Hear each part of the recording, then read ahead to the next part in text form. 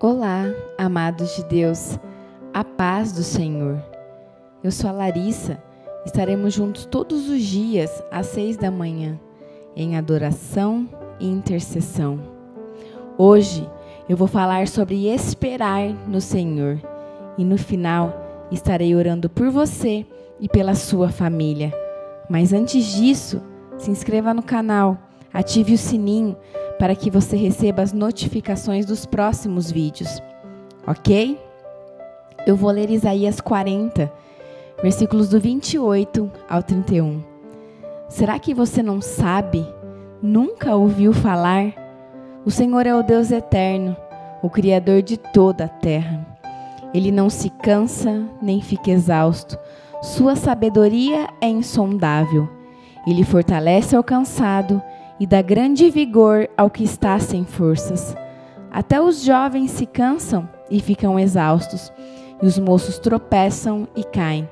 Mas aqueles que esperam no Senhor renovam as suas forças, voam bem alto como águias, correm e não ficam exaustos, andam e não se cansam. O texto, ele começa fazendo uma pergunta. Será que você não sabe? O texto, ele começa falando de que Deus ele está anunciando. Ele está dando características do Deus que ele está falando. Ele cita o Deus eterno, Criador de toda a terra. Porque Deus com D minúsculo são muitos, mas Deus, Criador, só existe um, apenas um. Então o profeta, ele está pontuando, ele está separando de que Deus ele está falando. E isso é interessante, que quando você adora a Deus, você não pode idolatrá-lo. Adorar significa ato de amar de modo intenso, relacionado a respeito, reverência, forte admiração. Idolatrar é o culto que se presta a ídolos, religiosos ou não, um amor excessivo, uma admiração exagerada. E Deus você o adora e não idolatra. Você sabia disso? Porque a idolatria, ela tem como fundamento a troca. Você idolatra um Deus porque ele te dá algo em troca. E Deus, Criador de toda a terra, ele não é idolatrado. Ele é adorado, independente de qualquer coisa que ele possa te dar. Ele é Deus e ele é soberano. Então a primeira coisa que precisa ficar bem clara para você é o Deus que está se falando. Não é um Deus com D minúsculo. Não é um Deus de barro. É um Deus criador de todas as coisas. Soberano. Quando você fala, eu vou fazer uma campanha de 7 semanas, você está querendo dizer para Deus, Deus, eu vou fazer uma campanha, né, ou eu vou te dar uma oferta para que você me dê tal coisa, seja um emprego, seja um marido, seja a cura de um filho. E você precisa entender que quando você faz isso, você não está adorando a Deus, você está o idolatrando. E isso é pecado. Você precisa sair desse lugar e entender que você é filho de Deus. E você não está mais nesse lugar de idolatria, de um pedinte, de um escravo. Você é filho de Deus. O Salmo 23:1, ele fala, o Senhor é o meu pastor, nada me faltará. E eu quero te perguntar, qual Senhor é o Senhor da sua vida? Porque Mamon também é um Senhor, é o Senhor do dinheiro. Quem serve ao dinheiro, quem serve a riquezas, as coisas materiais, serve a Mamon. De que Deus que nós estamos falando? É importante saber, porque o dinheiro também é um Deus. Às vezes, a gente acha que outros deuses são só as imagens feitas de barro. Só que a idolatria não é só você adorar um Deus de barro, de uma imagem. Nós criamos muitos deuses de carne e osso também. Nós colocamos um D minúsculo antes de muitas coisas e pessoas e as idolatramos. Pessoas, cantores, artistas, pessoas públicas, políticos, dinheiro, carro, tudo isso podem se tornar um Deus minúsculo na nossa vida E muitas vezes nós estamos adorando essas pessoas ou essas coisas. A primeira coisa importante que a gente precisa entender é qual Deus o profeta está falando e qual é o verdadeiro Deus. O Deus criador de todas as coisas. Aquele Deus que cuida de você. O Deus criador de toda a terra. Ele não é um Deus morto. Ele é um Deus vivo. Um Deus que não é servido por homens e nem habita em templos feitos por mãos de homens. Mas Ele decidiu, na sua grandeza, se humilhar e habitar dentro de você, através do Espírito Santo. E o texto de Isaías 40, lá no final do versículo 28, ele fala que a sua sabedoria é insondável. O Deus Criador é insondável o seu entendimento, a sua sabedoria. Então, por mais que tentamos, que a gente possa discutir, nós jamais, um homem e mulher tão limitados como nós iremos entender a soberania de Deus. Os pensamentos de Deus, eles são mais altos. Nós nunca vamos conseguir entender. E talvez hoje você possa estar fazendo algumas perguntas para Deus. Por que, pai, essa pessoa morreu? Por que isso aconteceu comigo? Por que eu perdi o meu emprego? Eu não entendo e você não entende, mas Ele entende e Ele nos ama. E lá em Eclesiastes 11:5 diz: assim como tu não sabes qual o caminho do vento, nem como se formam os ossos no ventre da mulher grávida, assim também não sabe as obras de Deus, que faz todas as coisas. Ele é soberano, somente Ele sabe. Deus, Ele não vai tirar o cansaço de você, mas Ele vai te dar força, porque Ele dá força ao cansado. Deus não vai tirar você da tribulação, mas Ele vai livrar você da tribulação. Deus, Ele não vai tirar você do deserto, mas Ele vai estar com você no deserto, Ele vai te ensinar no deserto. Deus não vai evitar que você passe por momentos de dor, mas Ele vai estar com você na dor, te consolando. O versículo 29 fala que Ele dá força ao cansado, multiplica as forças do que não tem nenhum vigor. Ele dá força, coragem, horizonte. Mas muitas vezes você tem buscado essa força, esse ânimo, essa coragem em lugares ou pessoas que não podem te suprir, em deuses com D minúsculo. Você tem buscado sua força em amores, em prazeres e em bens materiais. E a frustração é uma certeza que vai acontecer na sua vida. Porque a frustração, ela é amiga de Deus. Porque ela te coloca na direção daquele que você nunca devia ter abandonado. Ela te reposiciona. Então glorifique a Deus pelas frustrações que você está passando. E talvez também você tenha confiado em muitas coisas, como $1 na sua carteira, ferradura de cavalo atrás da porta, a Bíblia aberta no Salmo 91, no horóscopo, no seu signo, em trevo de 4 folhas, rosário, escapulário, aquele elefantinho lá na estante da sua casa, com a bunda virada para a porta, na vassoura atrás da porta, na figa. Em quais dessas coisas será você tem colocado a sua confiança? Você precisa colocar a sua fé e a sua expectativa em Deus, não em homens e em coisas. A sua força, a sua esperança, o seu vigor, talvez estejam vindo da fonte errada e você vai se frustrar. Enquanto você vir na igreja e os outros dias fazer a sua vontade, a vontade da sua carne, você vai continuar bebendo e buscando da fonte errada. Você precisa beber da fonte certa, que é o Senhor.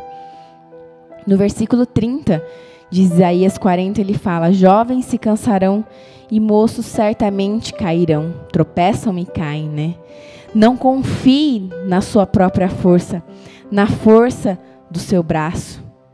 Não confie no seu talento, não confie no seu dom, porque tudo isso passa, as suas aptidões passam.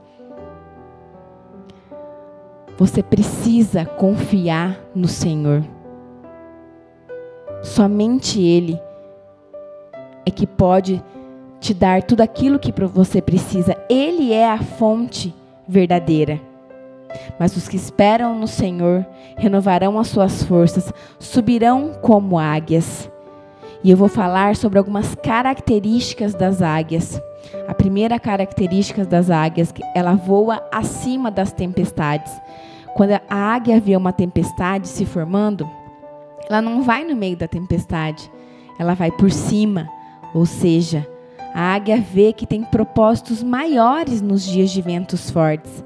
Ela usa esses ventos fortes para subir. Ela enfrenta com coragem. E aquele que espera no Senhor, ele é reforçado, ele é revestido de coragem, não só para enfrentar, mas também para ir por cima. Tem atitude ativa e não atitude passiva. A segunda característica das águias é que a águia voa em linha reta. A águia, ela não anda em círculo como os urubus, sem direção e sem objetivo. Não, ela anda em linha reta. E Deus, ele quer te tirar dos ciclos de reprovação que talvez você tenha vivido em algumas áreas da sua vida. Sim, talvez em algumas áreas da sua vida você esteja sendo reprovado e andando em círculos, mas hoje o Senhor quer te aprovar, porque aqueles que confiam no Senhor vão andar em linha reta, eles serão aprovados, né?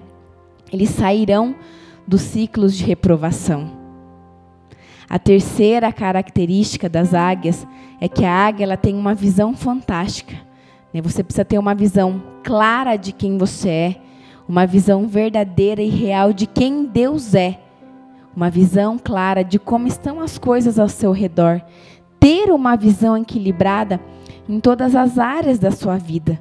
Você precisa enxergar as armadilhas do inimigo contra você, né? Aquilo que é de Deus e aquilo que não é de Deus.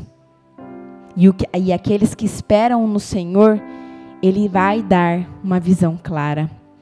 A quarta característica das águias, as que esperam e confiam no Senhor, voam como águias. A águia, ela não vive bem em cativeiro. A águia não foi feita para viver em gaiola. E foi para a liberdade que Cristo te libertou.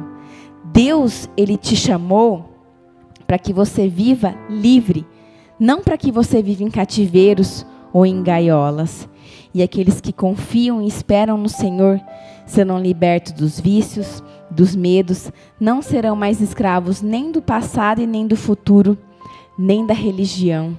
Você é livre, foi para a liberdade que Cristo te chamou. A quinta característica das águias é que elas se retiram para se renovar, para renovar as suas penas. Então, de tempo em tempo, as águias se retiram para trocar as suas penas. Ela bate com um bico na pedra para que ele quebre e ela venha ter um bico novo. Ela tem um tempo de descanso para ela se renovar. Não deixe que a correria do dia a dia te roube do Senhor. Existe um princípio do descanso. Deus, Ele criou a terra em 6 dias e descansou no 7º dia.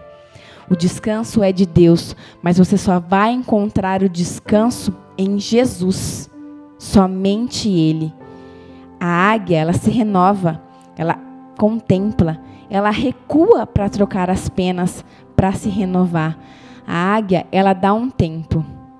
Você precisa ter o seu tempo para renovar, ter o seu tempo com Deus, para que você não enlouqueça, para que você não entre nesse ritmo frenético que está o mundo de hoje. A sexta característica das águias, que ela faz o seu ninho em lugares altos, longe dos predadores. Ou seja, você precisa colocar o seu lar, né, a sua família, o seu casamento, os seus filhos como prioridade na sua vida, em lugar alto. Por quê? Porque eles são o seu primeiro ministério. A águia, ela coloca aquilo que ela tem valor, de mais valor e não preço, em lugares altos. E aqueles que esperam no Senhor renovarão as suas forças, voarão alto como águias. Se você esperar no Senhor, Ele vai abrir aquela porta que você tanto está esperando. Se você esperar no Senhor, Ele vai te dar estratégias para você ganhar o coração dos seus filhos. Se você esperar no Senhor, você será liberto de todos os vícios, de todas as coisas que têm te escravizado até agora. Tem vezes que o Senhor vai nos recuar, igual flecha, que você puxa para trás e depois lança longe. Mas às vezes a gente acha que quando acontece isso com nós, que é o diabo que está fazendo isso, né, que está impedindo algo de acontecer. Mas aqueles que esperam no Senhor, eles renovam as suas forças, voam alto como águias, correrão e não se cansarão, caminharão e não se fatigarão. Tem tempos que você vai precisar correr, e nesses tempos virão a provisão para a corrida. Em outros tempos, você precisará caminhar, e o Senhor vai te fortalecer em todos os tempos e te dar a provisão necessária. Você precisa respeitar a estação em Deus que você está vivendo. O inverno é feio, as folhas caem, não é bonito, mas é uma estação necessária, você vai passar por isso. Que você hoje possa colocar a sua força, o seu vigor, a sua confiança, a sua esperança no Criador do céu e da terra, no Deus soberano, o único e verdadeiro Deus. Amém? Vamos orar? Pai, em nome de Jesus, obrigada, Senhor, por essa oportunidade, por estarmos aqui reunidos em Teu nome, Senhor. Obrigado pela Tua palavra que é viva, que é eficaz, que nos cura e nos liberta. Pai, em nome de Jesus, eu quero ministrar sobre a vida dessas pessoas. Se elas têm, Senhor, adorado, idolatrado, Senhor, algum Deus com D minúsculo, se elas têm colocado eles no seu coração, Pai, em nome de Jesus, que o Espírito Santo possa revelar a elas, Deus, em nome de Jesus, e que o coração dessas pessoas, Pai, sejam ocupados somente por Ti, em nome de Jesus. Eu ministro, Senhor, sobre a vida dessas pessoas, a força, a coragem, o vigor, a confiança delas, Pai, venham somente de Ti, em nome de Jesus. Sim, Pai, que o Espírito Santo revele a essas pessoas que têm colocado a sua confiança em outras coisas e que a partir de hoje elas se posicionem e confiem apenas em Ti, em nome de Jesus. Mais uma vez, Senhor, eu quero ministrar sobre a vida dessas pessoas a força, o vigor que vem de Ti. Senhor, eu quero declarar sobre a vida dessas pessoas que estão me ouvindo, que elas sejam renovadas, revestidas de coragem para enfrentar todas as tribulações que elas estão enfrentando, em nome de Jesus. Que o Senhor possa dar o discernimento espiritual, ó Pai, em nome de Jesus. Que elas possam ter uma visão clara, uma visão de águia, Senhor, para entender aquilo que vem de Ti e aquilo que não vem de Ti, em nome de Jesus. Pai, que elas possam ser libertas agora, em nome de Jesus. Seja livre, receba a libertação que vem de Cristo, em nome de Jesus. Seja livre agora, em nome de Jesus. E eu quero ministrar sobre a vida dessas pessoas, Pai, o descanso, que elas possam encontrar em Jesus, ó Pai, o descanso, o único e verdadeiro descanso, em nome de Jesus. E eu quero declarar sobre a vida delas, que elas voem como águias, Senhor, que elas vão voar e não vão se cansar, porque a confiança delas, Pai, estão em Ti, em nome de Jesus. E eu quero orar sobre as pessoas que têm enviado seus nomes, pedindo para que orem por elas e pelos seus. Eu declaro sobre a vida delas, Pai, cura em nome de Jesus. Eu declaro sobre a sua vida a restauração da sua saúde, em nome de Jesus. Receba a restauração da sua saúde, em nome de Jesus. Amém e amém. Que Deus abençoe seu dia. Até amanhã, às 6 da manhã, em adoração e intercessão.